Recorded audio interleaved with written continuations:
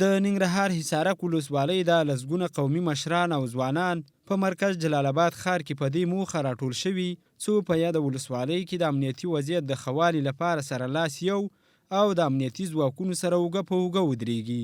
د غونډې موخه له حکومت څخه په یاده ولسوالۍ کې د ډاډمن امنیت رامنځته کول، انکشافي پروژو، روغتیا او پوهنې برخې ته پاملرنه وه چې خلکو یې غوښتنه کوله. د حصارک ولسوالۍ دا اوسیدونکي وایي په دې ولسوالۍ کې د وسلوالو ډلو شتون هغه څه دي چې د دوی پر وړاندې د هر ډول پرمختګ مخه نیولې ده. طالبان دي ورغله بس مکتب ټول منطقې نیولې دي، څوک نشي کولای چې یو ځای ته بل ځای ته حرکت وکړي یا تر چا پورې خپل غږ ورسوي یا مریض خپل ځای ته ورسوي. مکتبونه بند دي، د شفاخانې کې ورغله کافي دوا نشته چې د مریض علاج وشي او تر خپل دې ته فکر وکړي چې یو موبایل دې ته یو ساده موبایل دې په لاس کې هغه موبایل تا ته نه پرېږدي، هغه موبایل در نه اخلي نو د تا غږ به څوک واوري؟ حکومت باندې غږ دغه داسې تر څو موږ ولسوالۍ ته پاملرنه وکړي، د زراعت په برخه کې، د معارف په برخه کې، د انکشاف په برخه کې، همداسې د امنیت په برخه کې. تاسو وګورئ په ټولو ولسوالیو ته سړکونه پاخه دي، د ټولو ولسوالیو سړکونه تقریبا پاخه شوي دي. د شیرزاد او د حصارک غلجۍ ولسوالۍ سړک تر اوسه پورې خام پاتې ده.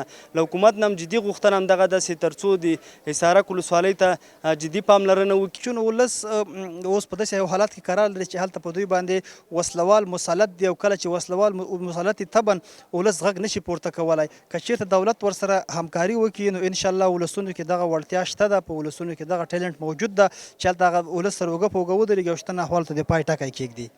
په ورته مهال د ننګرهار والي ویاند عطاالله خوږیاڼی بیا وایي ولایتي اداره او امنیتي مسؤلین د شیرزاد ولسوالۍ له تصفیې نه وروسته پلان لري چې په حصارک ولسوالۍ کې لومړی امنیت خوندي او بیا په یاده ولسوالۍ کې بیلابیلو برخو کې پروژې پلي او کارونه یې پیل کړي.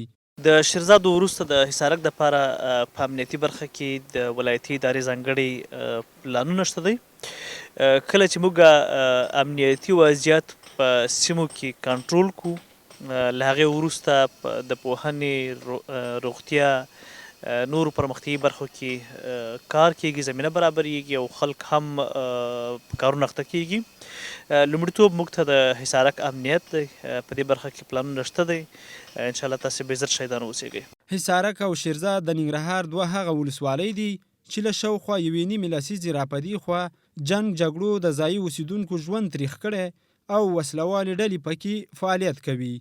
د حصارک ولسوالۍ اوسیدونکي په داسې مهال په یاده ولسوالۍ کې له حکومتي چارواکو د امنیت او د یو شمېر نورو کارونو د پیل غوښتنه کوي چې نږدې 2 میاشتې وړاندې د امنیتي ځواکونو له لوري په شیرزاد ولسوالۍ کې چاڼیز او تصفیوي عملیات پیل شوي او لا هم دوام لري.